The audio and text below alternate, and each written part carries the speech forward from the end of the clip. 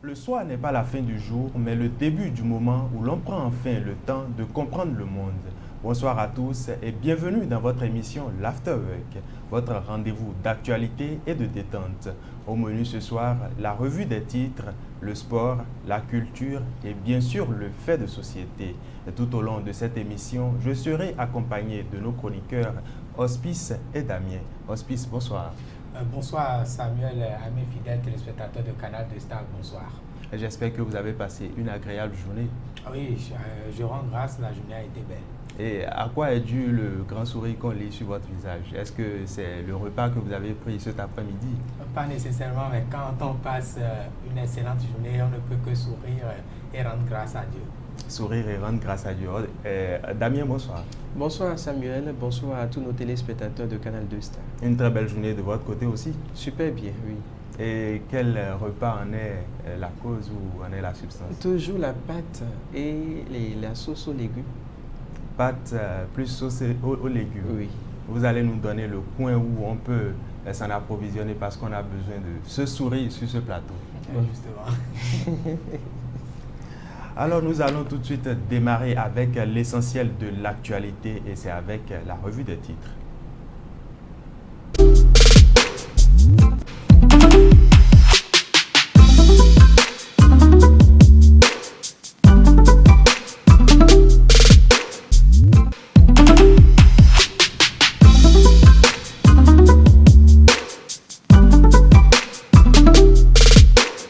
Après la tenue des élections législatives et communales du 11 janvier 2026, le suspense sans cesse grandissant pour la découverte des grandes tendances du scrutin touche désormais à sa fin. Est attendu pour rendre publiques les grandes tendances issues des urnes.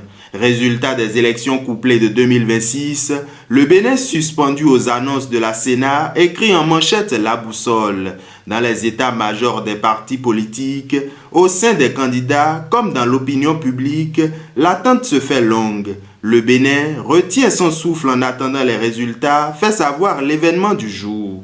Selon le calendrier électoral, les premières tendances des résultats des élections communales et législatives du 11 janvier devraient être annoncées par la Sénat le jeudi 15 janvier 2026. Le processus enrhumé par l'histoire des 20% se questionne le patriote.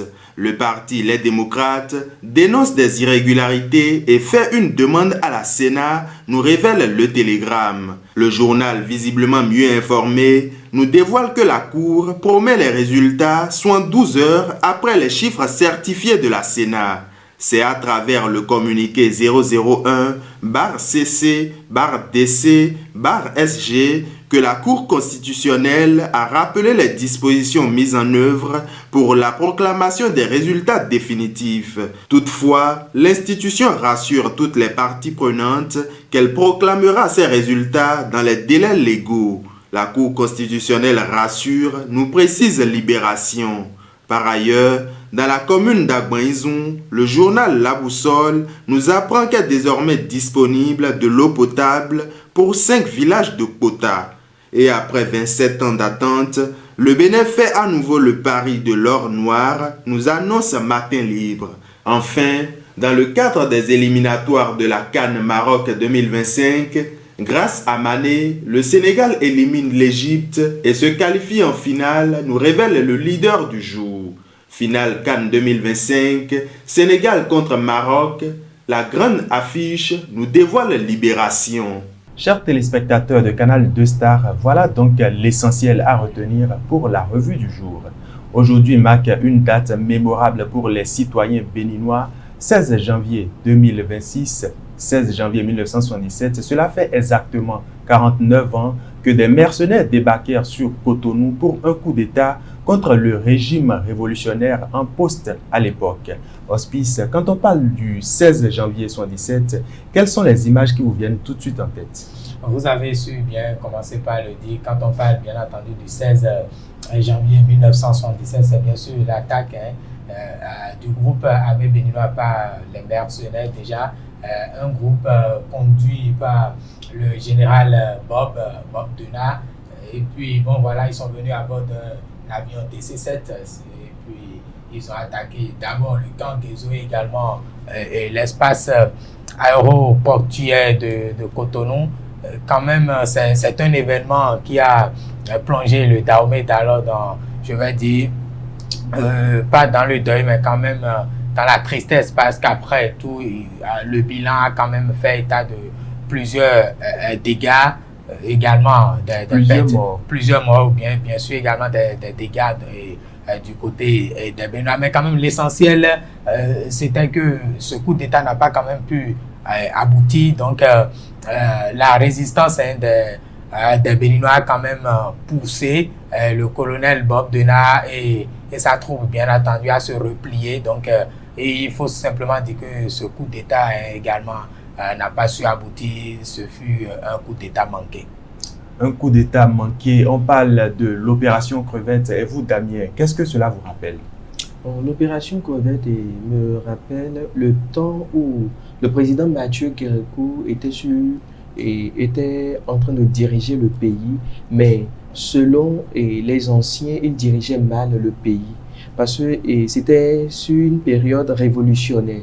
Donc, il est venu, il a tout changé le système qui conduisait le pays. Donc, ce qui n'allait pas avec les citoyens, donc ils ont décidé ensemble de l'enlever. Donc, ce qui a fait survenir ce coup d'État qui a été déjoué par chance, ou le président Mathieu Kérékou dans le temps qui a été déjoué, mais il a continué sa période pendant un certain moment avant. Bon, ce qui est sûr, le coup d'État a été déjoué.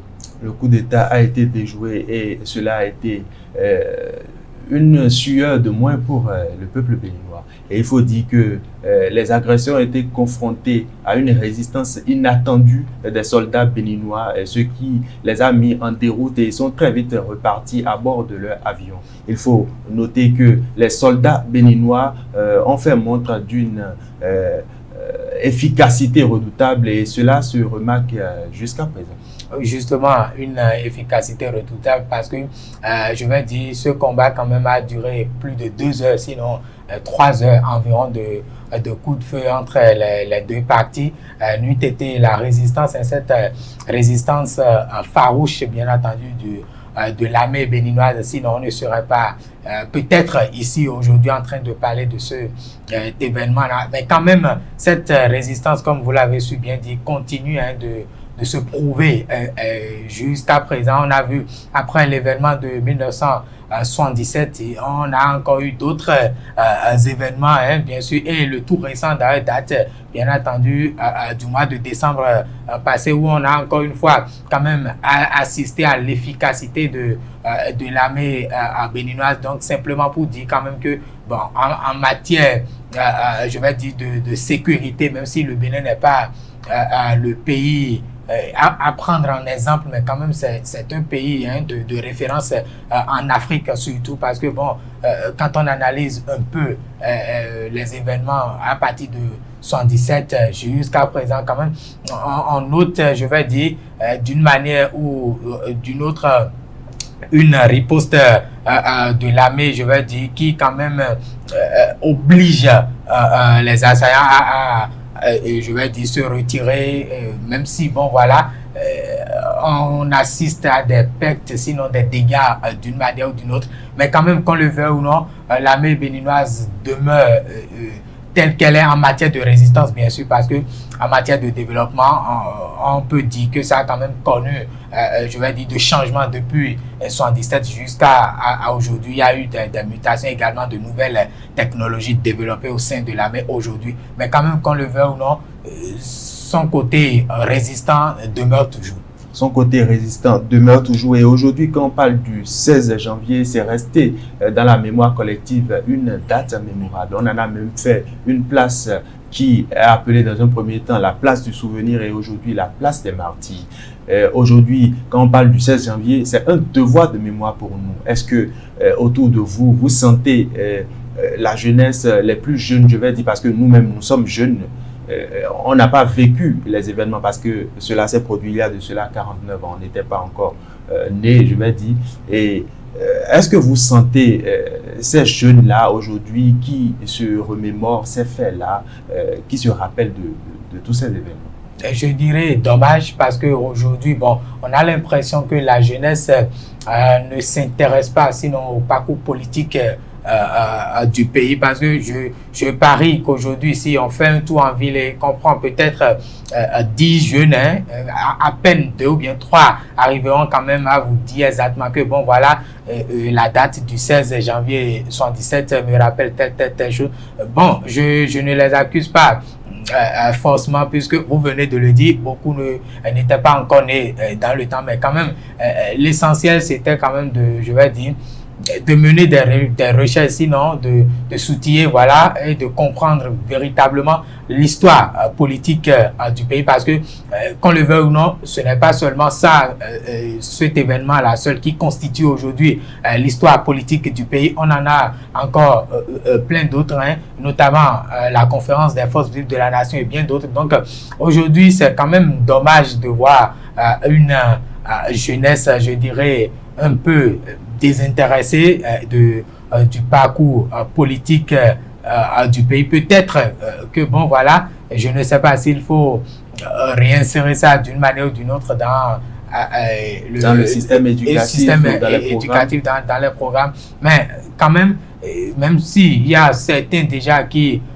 sont au courant, qui quand même maîtrisent le peu, hein, si je peux le dire ainsi, on peut quand même dire que bon voilà, le Bénin aussi en matière de politique connaît également une riche histoire. Ce n'est pas un pays qui a été épargné des problèmes, des difficultés, mais quand même tout ça là constitue aujourd'hui des chemins qui ont abouti à la démocratie d'une manière ou d'une autre, qu'on le veuille ou non. Il faut nécessairement passer par certains événements, sinon par ces événements aujourd'hui, avant d'aboutir à la démocratie proclamée, du moins s'il y a quelques années, sinon plusieurs années en arrière. Donc la jeunesse, ce qu'il faut plutôt enseigner à cette jeunesse, c'est bien sûr de se ressourcer, voilà, sur l'histoire politique du pays, parce que, comme on le dit, nul ne viendra d'ailleurs nous raconter l'histoire de notre pays, hein, parce que le Bénin, c'est pour chacun de nous, c'est pour tout le monde. Donc aujourd'hui, hein, force est de constater, comme vous l'avez bien dit, que les jeunes voilà, ne s'intéressent pas trop à cette actualité-là, mais quand même, qu'on le veuille ou non, c'est aujourd'hui un fait marquant, sinon une histoire déjà ancrée dans les archives, hein, 1000 ans après ou bien 2000 ans après, on va toujours se souvenir de cet événement-là. Voilà, 1000 ans après, on va toujours se souvenir de cet événement-là, et on note une jeunesse toutefois ou un peu désintéressée par les événements politiques. Est-ce que c'est le constat que vous faites également? Bien sûr, je dirais que c'est le même constat que je fais. Aujourd'hui, c'est la presse, les réseaux sociaux qui relaient l'information. Sinon, la jeunesse, peut-être les jeunes lambda, non, mais les jeunes, les historiens, ceux qui sont à la recherche de l'histoire, oui, on peut dire, on peut dire que ceux-là nous maîtrisent la situation du pays et maîtrisent l'histoire du pays, ou bien s'intéressent à l'histoire du pays, mais les jeunes lambda, non, je ne dirais pas. Voilà, 16 janvier 1977, on s'en souvient aujourd'hui et on s'en souviendra toujours. Cela est pour nous un devoir de mémoire pour nous journalistes et un devoir de mémoire pour tout citoyen béninois. On change à présent de rythme et on passe au sport.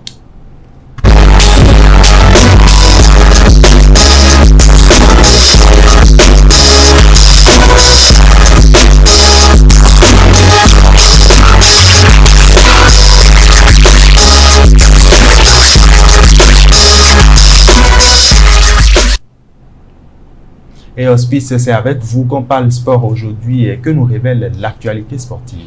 Merci Samuel. L'actualité sportive de ce jour nous amène d'abord à la découverte des grandes affiches, hein, de la 14e journée de la Celtics Ligue professionnelle du Bénin. Le mardi dernier, on jouait bien entendu la 13e journée qui conduit justement ce week-end à la 14e journée qui va s'ouvrir déjà avec l'affiche Aspac Dynamo d'Abomey. Cette affiche va se tenir au stade Omnisport de Étoffe. Pendant ce temps, Espoir FC va croiser les crampons avec les Buffles du Borgou. Coton FC, vice-champion en titre en déplacement, va jouer les Dragons de Louémé. La jeunesse sportive de Paubert va offrir son hospitalité à Damessa. Et pour boucler avec la journée du samedi, l'AS Cotonou reçoit dans l'entrain du stade Annès de Général Mathieu Kérékou le champion en titre d'Adier Football Club. Et puis le dimanche 18 janvier, la 14e journée va se poursuivre avec l'USS Kraké qui va jouer l'AS Audio sera face au Cavalier de Niki. Sobemap, Loto Popo, Bani Gansé, Ayema sont également des rencontres à suivre le dimanche pour le compte de cette 14e journée de la Celtis Ligue professionnelle du Bénin. Toutes ces rencontres vont démarrer rigoureusement à partir de 16h dans les différents stades. Et puis, nous n'allons pas parler de l'actualité sportive aujourd'hui sans bien sûr parler de la Coupe d'Afrique des Nations qui se tire déjà à sa fin avec les affiches des demi-finales qui ont livré leur verdict, notamment avec cette victoire du Sénégal, 1-0 face au Pharaon de l'Égypte. L'unique réalisation de cette partie est signée bien sûr Sadio Mané, but inscrit à la 75e minute de jeu, et l'unique réalisation également qui propulse les Lions de la Teranga à une finale. Bien entendu, les Lions seront face au pays organisateur, le Maroc, bien entendu, qui était face au Nigeria après une rencontre âprement disputée. Il a donc fallu les séances de tir au but pour départager le Maroc et le Nigeria. Et puis, à l'issue de cet exercice, c'est bien sûr le pays hôte, le Maroc, qui s'est montré plus réaliste en inscrivant 4 tirs contre 2 pour le Sénégal. L'affiche de la finale donc sera bien sûr Sénégal-Maroc. Cette affiche va se dérouler le dimanche à partir de 20h, bien entendu, au stade de Casablanca. Et puis, avant cette affiche de la finale, le samedi, donc demain justement à partir de 17h, on va assister à la petite finale qui va opposer les Pharaons de l'Égypte face au Nigeria. Une rencontre qui va se jouer déjà à partir de 17h. Qui d'entre l'Égypte et le Nigeria va repartir avec la médaille de bronze? La réponse, c'est bien sûr après demain, dès qu'il sonnera 17h. Comme je l'ai rappelé tout à l'heure, l'affiche de la finale va opposer les Lions de la Teranga aux Lions de l'Atlas. 2 Lions donc qui va s'affronter pour succéder aux éléphants de la Côte d'Ivoire qui jusqu'à présent sont pour le moment les champions en titre de la Coupe d'Afrique des Nations. Leurs règnes vont prendre fin notamment le dimanche. Donc, vous pouvez déjà prendre le rendez-vous pour le week-end qui s'annonce déjà riche en événements, surtout au plan professionnel qu'au plan international. Merci Hospice pour toutes ces précisions et ces informations que vous nous donnez sur les matchs qui se déroulent en même temps à l'issue de la CAN et même en dehors. À l'issue des matchs de la CAN, on a remarqué une baisse de performance ou comment l'expliquer. Je ne trouve même pas les mots, je vais dire, pour expliquer le match que j'ai regardé entre le Nigeria et le Maroc. Oui, c'était quand même un match plaisant, un match intéressant, mais quand même, je vais dire, beaucoup d'amoureux, sinon beaucoup de passionnés du football s'attendaient quand même à un match sous intensité plus que ce qu'on a vécu le mercredi dernier. On a vu un Nigeria qui, je ne sais pas, je ne dirais pas un Nigeria qui n'était pas en forme, mais quand même un Nigeria qui manquait peut-être de lucidité ou bien quand même d'autres forces pour pouvoir s'imposer. On a vu par le passé une équipe nigériane qui a quand même démontré une très belle force face à l'Algérie lors des 8e de finale, mais quand même face au au pays hôte.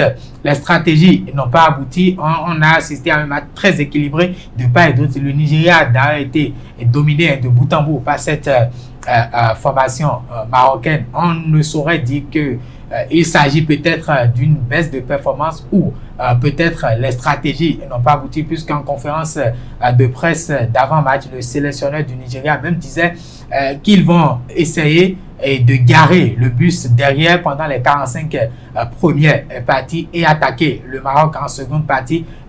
On a visiblement constaté que cette stratégie n'a pas marché, puisque déjà même dans les 45 premières parties, le Maroc prenait d'assaut la défense nigériane, qui a quand même su riposter d'une manière ou d'une autre. Mais bon, la séance, sinon les séances de tir au but ont toujours été ce qu'elles ont été, le plus je vais dire adroit, sinon le plus réaliste, arrive quand même à s'imposer. Et c'est bien sûr le Maroc qui a fait le gros boulot avec son gardien Yacine Bonou, qui a quand même arrêté 2 tirs contre 1 pour Stanley Nwabali, le portier nigérian.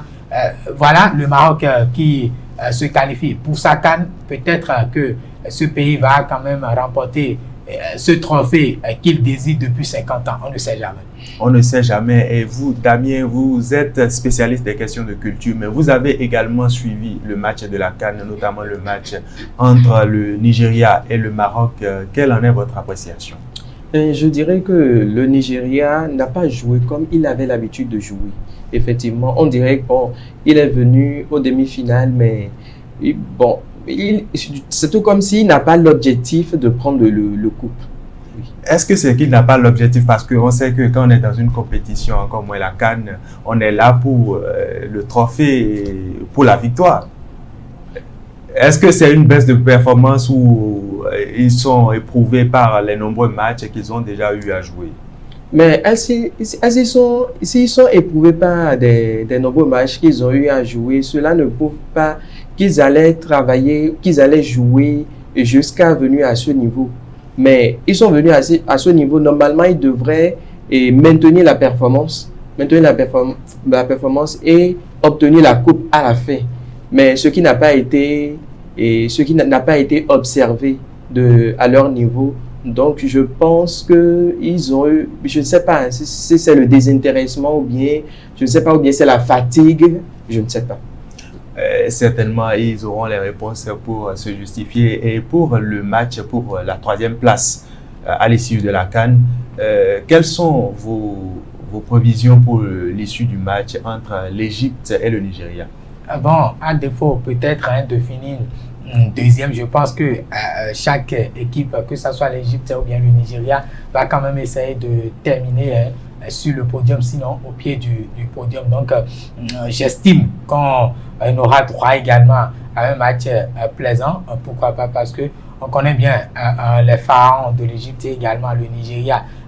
Le Nigeria, qui je ne cesserai de le dire, a encore de justesse raté cette édition, parce que l'édition précédente, c'est cette même équipe du Nigeria qui était face aux éléphants de la Côte d'Ivoire en finale, quand on sait très bien que ces deux équipes se sont déjà rencontrées en phase de groupe, avec notamment la victoire nigériane, mais en finale la Côte d'Ivoire a quand même su dicter sa loi. Cette année, le Nigeria est encore passé à côté de la finale, donc peut-être il va se contenter de la 3e place, mais quand même l'Égypte aussi n'est pas un pays, je ne dirais pas un pays difficile, mais quand même l'Égypte qui aussi à la recherche de ce trophée depuis près de 10 ans, sinon et plus quand même.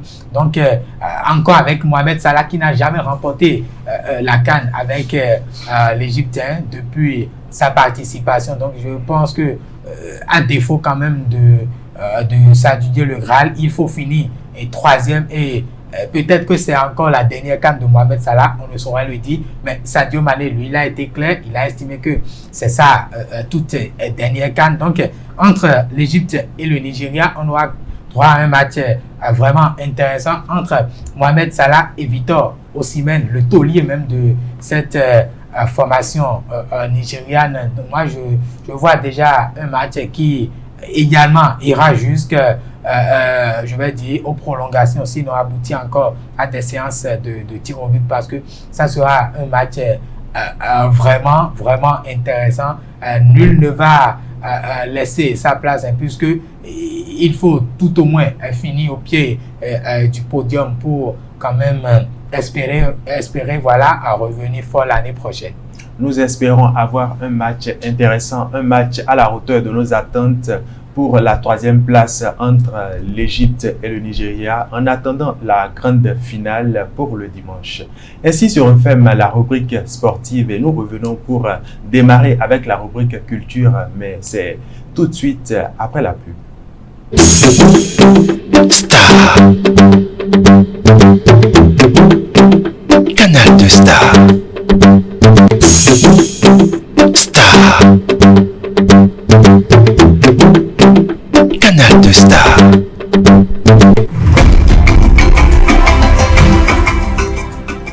Moringa. Savez-vous pourquoi il faut manger du moringa? Le moringa est une plante très bonne pour la santé. Ses feuilles apportent des vitamines nécessaires à l'entretien de notre corps. Elles contiennent 3 fois plus de potassium que la banane, 4 fois plus de calcium que le lait, 4 fois plus de vitamine A que la carotte et 7 fois plus de vitamine C que l'orange. Grâce à ces vitamines, le moringa renforce les défenses de l'organisme et par conséquent la résistance aux infections. Il contribue à la prévention du diabète et au bon fonctionnement de la mémoire. Les feuilles de moringa apportent aussi des substances nécessaires à la croissance. Elles contiennent 2 fois plus de protéines que le yaourt. Il favorise la digestion par les fibres qu'il contient. C'est un aliment très nutritif qu'il faut consommer souvent. Comment l'utiliser alors? En sauce légumes avec les pâtes de céréales, en poudre en mettant une cuillère dans la bouillie, le jus ou la salade, le goût ne change pas, et en gélule, il faut l'avaler pendant le repas. Où trouver alors le moringa? On peut en trouver au marché ou le planter chez soi. Le moringa est un arbre qui pousse facilement. Si vous le préférez sous forme de gélule ou de poudre, le produit est disponible en pharmacie, dans les supermarchés ainsi qu'auprès des entreprises de transformation agroalimentaire accessibles par l'intermédiaire des cellules communales des agences techniques de développement rural de votre commune. Consommons du moringa pour être en bonne santé. Ceci est un message de l'Agence nationale de l'alimentation et de la nutrition. ANAN,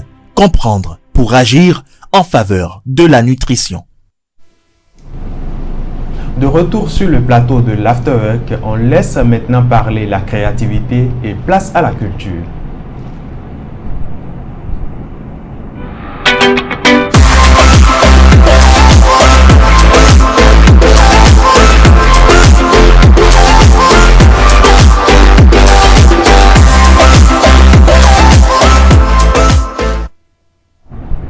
On parle culture avec vous, Damien, et aujourd'hui on parle de la dot. Bien sûr, Samuel. Aujourd'hui, on parle de la dot traditionnelle. Qu'est-ce qu'on entend par la dot? La dot traditionnelle est l'ensemble des biens symboliques offerts par la famille du futur époux à celle de la future épouse. Aujourd'hui, quand on parle de dot pour une femme, certains considèrent la dot comme l'achat d'une femme dans la société traditionnelle. Non, contrairement aux idées reçues, la dot n'est pas une vente. Vous voyez, la dot n'est pas une vente, elle est un geste de respect, de gratitude, de reconnaissance envers la famille qui a éduqué cette fille, cette jeune femme. Donc, les gens pensent que la dot, c'est pour acheter la fille et faire ce qu'ils veulent avec cette fille. Non, la dot n'est pas faite de cette manière.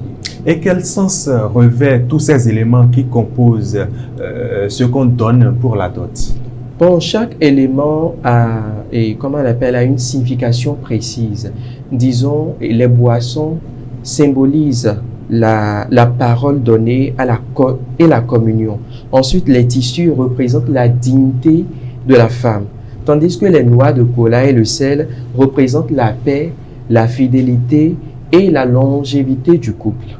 Et pourquoi aujourd'hui, même pas aujourd'hui, depuis toujours, la dot se fait en présence des anciens, des aînés de la famille et pourquoi pas entre nous jeunes? Les anciens sont les garants de la tradition. Vous voyez, leur présence confère une légitimité à l'union et rappelle que le mariage est un engagement communautaire et non seulement une affaire personnelle. Et quelle valeur revêt la dot aujourd'hui en société traditionnelle? Bon, en ce qui concerne la valeur, malgré la modernité, la dot demeure un pilier culturel. Elle renforce les liens familiaux, préserve l'identité culturelle et rappelle les valeurs de respect, de responsabilité et de solidarité. Et quel message peut-on transmettre aux jeunes générations aujourd'hui quand on parle de dot? La dot traditionnelle doit être comprise comme un symbole culturel et non une contrainte financière. Ce que les gens pensent, ce n'est pas une contrainte financière. Elle invite à respecter la tradition tout en l'adaptant aux réalités actuelles. Aujourd'hui, pour la rubrique culture, nous parlons de dot. Hospice, est-ce que vous avez déjà donné la dot? Bon, à cette question, je ne vais pas répondre oui, et je ne vais pas également répondre non. Les téléspectateurs veulent savoir aussi. On est là pour la détente, on est là pour le divertissement. Justement, on est là pour le divertissement. La dot, vous savez, la dot aujourd'hui, avec la modernité aujourd'hui, la dot n'est plus ce qu'elle a été. Je n'ai pas fait l'expérience, mais quand même, quand je vois, donc vous avez déjà la réponse à votre question.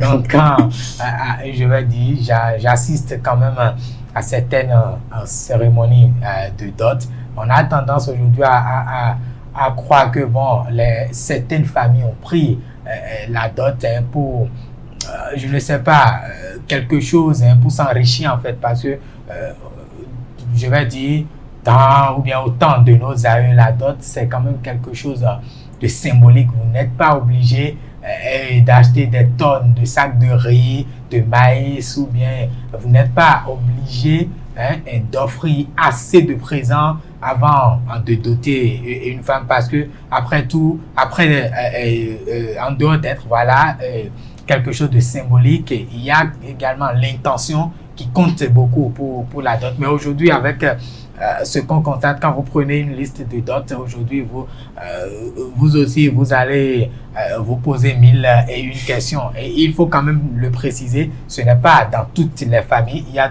des exceptions. Mais qu'on le veuille ou non, la dot, je vais dire, garde quand même, ou bien représente toujours ce symbole-là qui donne assez à une femme dans les familles, parce que c'est nécessaire. Sans la dot, vous ne pouvez pas normalement épouser, je vais dire, une femme. Aujourd'hui, ce n'est plus le cas. On voit même certains briser cette étape. Bon, peut-être que la modernité a pris le dessus, mais quand même, la dot, j'ai bien suivi Damien dans sa chronique qui a quand même su exposer, je dirais, les différentes facettes de cette cérémonie-là, même si aujourd'hui, ce n'est plus vraiment courant.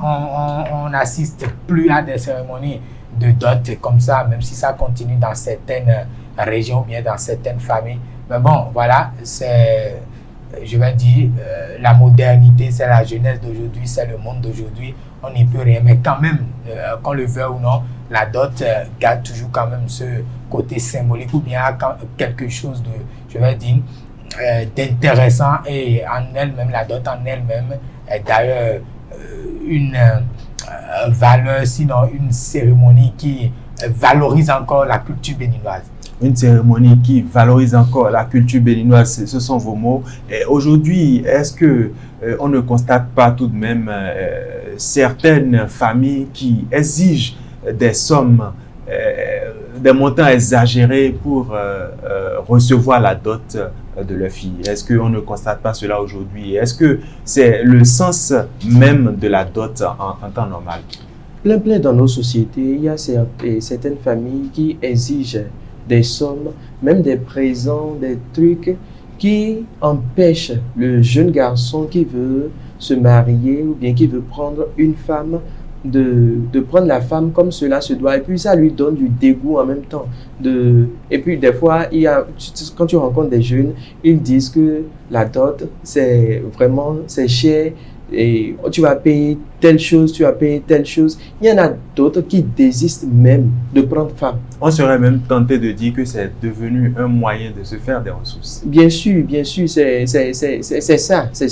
Parce que à base de la dot, il y a la famille qui s'enrichit, mais ce qui vient par la suite de la dot, est-ce qu'ils sont au courant? Est-ce que la famille est au courant? Parce qu'il y en a d'autres, quand on les dote, arrivées dans le foyer, elles deviennent des esclaves.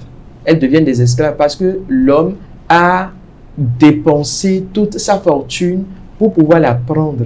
Mais ce qui vient par la suite, les parents ne sont plus là. Et puis c'est la femme qui consomme tout. Donc c'est quelque chose qu'il faut revoir. La dot n'est pas l'achat de la femme. Et je pense que en tant qu'acteur principal, en tant qu'acteur majeur de la culture, vous pouvez déjà faire des sensibilisations à cet endroit. Il n'y a pas de souci pour ça. Et ce qui est sûr, les téléspectateurs sont déjà en train de nous regarder. Donc, il faudrait qu'ils sachent que la dot n'est pas un moyen de s'enrichir. La dot n'est pas un moyen de s'enrichir. Je reviens avec vous, Hospice, pour demander la dot, c'est prévu pour quand de votre côté? Prochainement, très prochainement. Et ne vous très prochainement, on aimerait connaître la date pour prendre le rendez-vous. Non, on ne précipite pas les choses.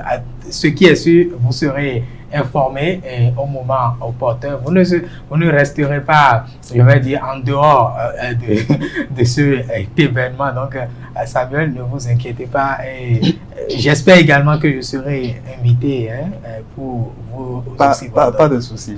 On espère ne pas rester en dehors du vôtre. Ah, justement, vous n'allez pas rester en dehors. On revient avec vous, Damien, pour découvrir les événements qui sont prévus pour la semaine.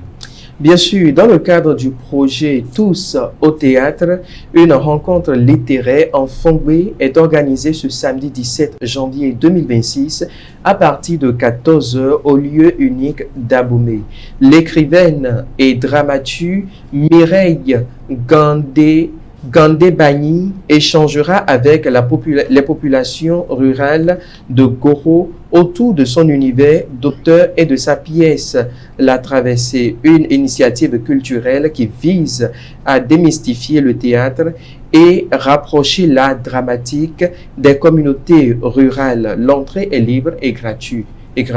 Voilà tout pour les événements de ce week-end. Merci Damien pour tout le programme que vous nous déroulez, qui nous permet, ces programmes-là qui nous permettent justement de ne pas nous ennuyer, de rester toujours en pleine forme et toujours de bonne humeur. Oui. Hospice, est-ce que vous avez pris le programme pour un événement ou c'est les matchs de la CAN qui vous intéressent le plus? Comme toujours, il faut nourrir la passion.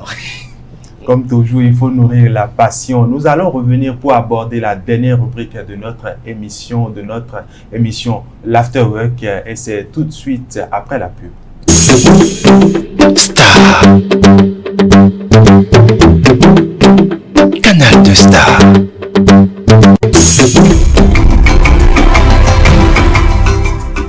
Savez-vous que le sorgho rouge est un trésor pour notre santé? Le sorgho rouge, c'est la 5e céréale la plus produite dans le monde. Et près de 40% de cette production sert à nourrir les hommes et les femmes. Pourquoi manger donc du sorgho rouge? Contrairement au blé, au maïs, au riz ou au mil, le sorgho est sans gluten et peut donc être consommé sans danger. Plus riche en minéraux, le sorgho contient davantage de magnésium et de potassium que le riz, le maïs ou le mil. Source intéressante de fer, le sorgho en apporte plus que le riz et même plus que le maïs et le mil, ce qui aide à prévenir l'anémie. Le sorgho offre un bon équilibre en fibres. Il contient beaucoup plus que le riz blanc, presque autant que le mil, et se rapproche du blé. Ces fibres favorisent la digestion et la satiété. Enfin, le sorgho offre une énergie modérée. Il apporte un peu moins de calories que le riz ou le mil, tout en étant aussi nourrissant. Comment manger le sorgho rouge? On peut le manger sous forme de pâte, de bouillie, de couscous ou même mélangé à d'autres céréales. Faisons donc du sorgho rouge un aliment de tous les jours dans nos repas. C'est bon pour notre santé, bon pour notre économie. Ceci est un message de l'Agence nationale de l'alimentation et de la nutrition. De retour sur le plateau de l'Afterwork, nous démarrons avec le fait de société. Et le fait de société d'aujourd'hui, c'est Edwige, sinon Nadège plutôt. Nadège qui nous l'envoie. Nadège, à travers son courrier aujourd'hui, elle nous raconte qu'elle est une jeune femme qui a entretenu une relation avec Augustin. Augustin qui est un homme d'âge mûr, qui entre-temps l'a aidé pour ses formalités afin de pouvoir voyager sur l'étranger. Une fois à l'étranger, elle a rencontré Enoch, un jeune homme du même âge, sinon pratiquement qu'elle, où elle est tombée amoureuse. Elle est restée quelques mois là-bas avec Enoch et quelques années après leur rencontre, elle revient de nouveau au pays et lors d'une rencontre familiale, lors d'un dîner de famille, elle découvre aujourd'hui que Enoch, dont elle est tombée amoureuse à l'étranger, n'est rien d'autre que le fils aîné d'Augustin, l'homme avec qui elle avait entretenu une relation avant bien même d'aller à l'étranger. Aujourd'hui, elle se demande que faire. Est-ce qu'elle doit avouer à Enoch sa relation précédente avec Augustin, le père de Enoch, ou tenir le silence? Qu'est-ce qu'elle doit faire? Elle nous le demande aujourd'hui. Elle voudrait recueillir notre avis sur le sujet. Hospice, voilà le cas de Nadège, où elle nous pose sa situation. Elle voudrait avoir l'opinion des uns et des autres. Oui, une situation très délicate, une situation très délicate. Depuis, je réfléchissais vraiment à quoi quand même proposer ou bien quoi donner comme conseil, mais tout de suite je me suis dit bon voilà, il faut garder le secret, parce que bon, Augustin peut-être, sinon si moi j'étais à la place d'Augustin, je peux dire bon, fournir l'aider à voyager, j'estime ou je suppose que bon, c'est ma belle-fille et que j'ai aidé ma belle-fille. Non, donc, mais à l'époque, quand il aidait Nadège à voyager, c'était pas une relation de beau-père de justement, mais les choses ont évolué. Aujourd'hui, celle que j'ai aidée dans son voyage, celle-là revient maintenant avec un mari, et le mari qui n'est rien d'autre que mon fils aîné. Mais vous êtes d'accord que je ne vais pas quand même manger dans le même plat que mon fils. D'ailleurs, c'est une abomination comme on le dit. Donc, et j'estime également que si Nadège même savait que Enoch était le fils de Augustin, elle n'allait peut-être pas oser tomber amoureuse, j'estime. Donc voilà, le mal est déjà fait. Il faudrait que Nadège et Augustin se voient quand même pour discuter et de garder ce secret-là. Il faut garder le secret parce que toute vérité n'est pas bonne à dire. Il n'y a plus d'autres arguments ou bien d'autres alternatives, parce que si ce secret là maintenant, attention, ça sera un véritable problème pour la famille, et la manière dont bien je dirais l'amour entre Enoch et Nadège, je suis sûr qu'ils sont déjà à un niveau avancé où ils ne pourront plus faire marche arrière. Mais étant donné que Augustin est quand même d'un âge donné, il a déjà eu à faire des enfants, il a dépassé sa jeunesse. J'estime seulement qu'il faut laisser son fils prendre le relais. Il faut garder ce secret parce que toute vérité n'est pas bonne à dire. Mais si Enoch arrive un jour à le découvrir, je pense que par quel moyen? C'est pour ça qu'il dit il faut garder le secret. Enoch va découvrir cela par quel moyen? Peut-être Augustin est son père. Augustin est son père. Mais il ne peut pas cacher la vérité à son fils quand il s'agit de Samuel, comme je l'ai dit, bien vrai, il faut dire la vérité, mais dans certaines situations, il faut seulement garder le silence. Parce que si vous révélez tout, vous serez confronté à des situations que vous serez même vous-même incapable de gérer. Vous allez dire, bon, si je savais, je n'allais pas révéler cela. En tout cas, moi, en ma position, c'est ce que je conseille, bien entendu, à Nadège. Il faut trouver la manière avec Augustin de garder ce secret. Et les deux également, quand ils vont se voir, il ne faudrait pas qu'ils se comportent d'une manière bizarre pour quand même, je vais dire, créer des soupçons au niveau de, ou bien chez Enoch en question. Il faut se comporter en tant que beau-père et belle-fille, et je pense que bon voilà, le problème sera réglé. En tout cas, pour le moment, l'un n'est pas encore à ça. Il faut garder le secret et puis le reste, on verra avec le temps, parce que comme on le dit, il faut laisser le temps de gérer les choses. Voilà, donc Damien, la situation à laquelle est confronté Nadège et Augustin aujourd'hui se sent trahi, se sent abusé. Avec toute cette frustration, voilà ce que Hospice propose comme conseil. Est-ce que vous êtes d'avis? Bon, je dirais que dans cette histoire maintenant, Nadège n'a aucune force. Là, elle n'a aucune force. C'est Augustin la force maintenant. Donc, si Augustin décide de raconter l'histoire à son fils, alors les deux vont prendre une décision et puis Nadège est la perdante.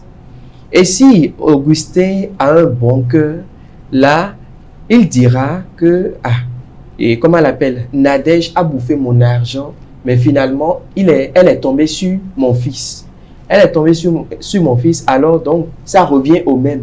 Et puis, elle va laisser l'histoire comme Mais ça. en même temps, il peut craindre que Nadège fasse la même chose avec son fils également.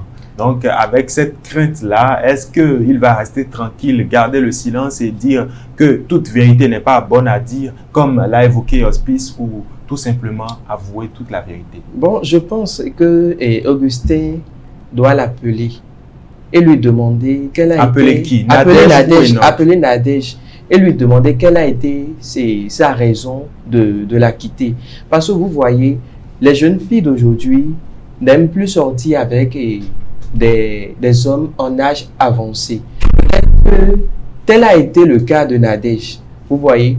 Et peut-être elle a pensé que si elle se met ensemble avec Augustin, un jour, Augustin va mourir et la laisser et puis elle sera veuve, vous voyez.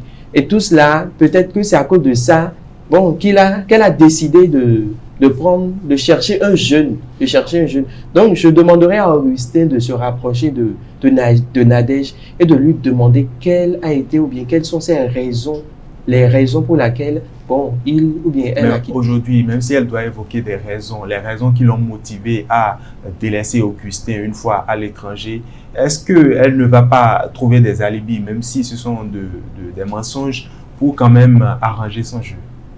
Bon, est-ce qu'elle va trouver des mensonges pour arranger son jeu? Si elle est matérialiste, de base, je dirais qu'elle va trouver des mensonges pour arranger son jeu. Mais si elle n'était pas matérialiste à la base, alors, bon, on peut toutefois la comprendre. Et vous, Hospice, avec toute cette frustration, toute cette colère que renferme Augustin, est-ce qu'il doit toujours garder le silence, malgré que la situation soit ainsi, et que ce soit son fils qui soit en jeu maintenant, et que le même scénario peut se reproduire avec son fils Enoch? Il faut garder le silence. Il faut garder le silence et il faut encore garder le silence. Je réfléchis toujours et je dirais que bon, dans cette situation maintenant, il y a seulement deux possibilités. Soit garder le silence ou bien tout avouer. Maintenant, l'autre chose, c'est que j'estime que si jamais Augustin dit la vérité à son fils, du moins, je suis sûr que les deux vont s'entendre et comme Damien l'a dit, c'est Nadège qui sera la perdante parce que moi, en tant que fils, mon père ne peut pas me dire qu'il a eu affaire avec ma femme ou bien celle qui va devenir ma femme et je vais après tout accepter ou bien continuer par entretenir des relations avec elle. Je dirais simplement non, on ne peut pas, mon père et moi, nous ne pouvons pas, je vais dire, goûter à la même sauce, donc on préfère et mettre fin à tout. Maintenant, quand je dis il faut garder le silence, je pense que c'est la meilleure des choses. Quand Damien dit qu'il faut demander les raisons, moi je ne dirais pas les raisons pour lesquelles Nadège a oublier vite Augustin pour se remettre avec Enoch, mais plutôt il faut lui demander ses vraies intentions. Quand je dis demander, c'est-à-dire Augustin va demander à Nadège ses vraies intentions vis-à-vis de son enfant. Faudrait pas que, bon voilà, peut-être il a vu, elle a vu du moins quelqu'un un peu nanti, quelqu'un qui a quand même le nécessaire, ce qu'il faut, c'est juste pour ça elle s'est mise avec Enoch, ou bien il s'agit quand même du vrai amour, comme on le dit. Même si c'est le cas, même si c'est pour le profit, l'intérêt, est-ce qu'elle va aujourd'hui l'avouer à Augustin et dire que c'est pour le profit qu'elle est là? Est-ce qu'elle ne va pas essayer de justement, si elle n'avoue pas, rassurez-vous, ça ne va pas durer. Si une femme est matérialiste, toi-même, en tant qu'homme, tu as, je vais dire, si tu es bien éveillé, comme on le dit, si tu es face à une femme matérialiste, 2 jours te suffit déjà pour découvrir qu'elle est matérialiste ou pas. Donc, j'estime que si Enoch constate déjà qu'il a affaire à une femme matérialiste, il peut toutefois informer son père, dire, bon voilà, celle qui est sur la route d'être ma femme, voilà, elle se comporte de telle manière. Et là maintenant, je peux dire, Augustin peut toutefois dire la vérité, ou bien peut tout révéler dans ce cas à son enfant. Maintenant, ce qui a lieu de faire, c'est qu'il faut dire à Enoch que il connaît, ou bien il connaissait, voilà, Nadège en question. Il faut inventer un mensonge précis et juste pour pouvoir quand même cacher les choses. Pourquoi ne pas dire, bon voilà, qu'ils se sont rencontrés au cours d'un dîner, que Nadège en question a exposé ses problèmes, et que comme lui, il a les moyens, et il s'est déguisé, et je vais dire, en bon samaritain pour l'aider. Donc peut-être cela peut toutefois faire taire les soupçons, si éventuellement il y aurait des soupçons après. Maintenant, l'autre chose également, c'est que de considérer qu'il a aidé sa belle-fille, comme je l'ai dit, ou bien son enfant même, parce que Damien a évoqué, elle a bouffé peut-être son argent, ou bien elle a abusé de lui, mais après tout, elle est toujours avec son fils. Donc, qu'on le veuille ou non, elle est toujours dans la famille.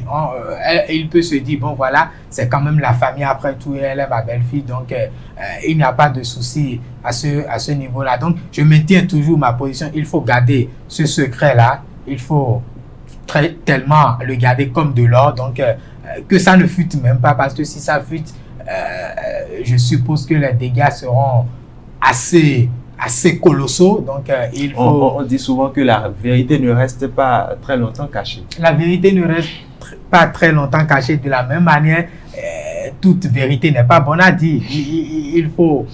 Il faut rester dans le juste milieu, éviter le pire également. Donc, il faut trouver quand même... Ils sont des adultes après tout, donc ils auront la manière de gérer. Mais si cette vérité se révèle tôt, je suis sûr que, bon, voilà, la fille ne fera plus partie de la famille, que ce soit Augustin ou bien Enoch. Je suis sûr que les deux vont décider de mettre terme à leur relation. Et si Nadège même veut que cette vérité soit révélée, qu'elle se prépare donc à quitter la famille complètement. Je suppose qu'après ses études, elle a quand même eu le temps nécessaire pour elle aussi je vais dire, s'offrir le nécessaire, ou bien quand même avoir les diplômes qu'il faut pour s'insérer vite sur le marché professionnel et devenir indépendante. Donc si elle-même, elle ne veut pas continuer avec Enoch, à elle de choisir entre dire la vérité ou bien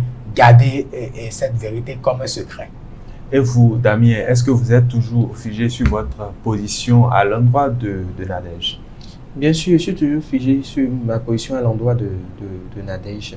Bon, je lui dirais de trouver un terrain d'entente et de parler avec Augustin pour savoir bon, dans quelle mesure prendre les choses. Merci donc à vous, chers confrères, pour vos recommandations à l'égard de Nadège pour quand même l'aider à trouver une solution à son problème. Chers téléspectateurs, voilà, sur le plateau de l'Afterwork, les avis ne sont pas forcément unanimes. Vous pouvez également apporter vos recommandations à Nadège pour l'aider à trouver une solution à son problème. Vous pouvez réagir à travers nos plateformes YouTube, Instagram et TikTok pour aider Nadège à avoir une solution à son problème. Ainsi se referme votre émission L'Afterwork. Merci pour votre fidélité et nous nous disons à très vite.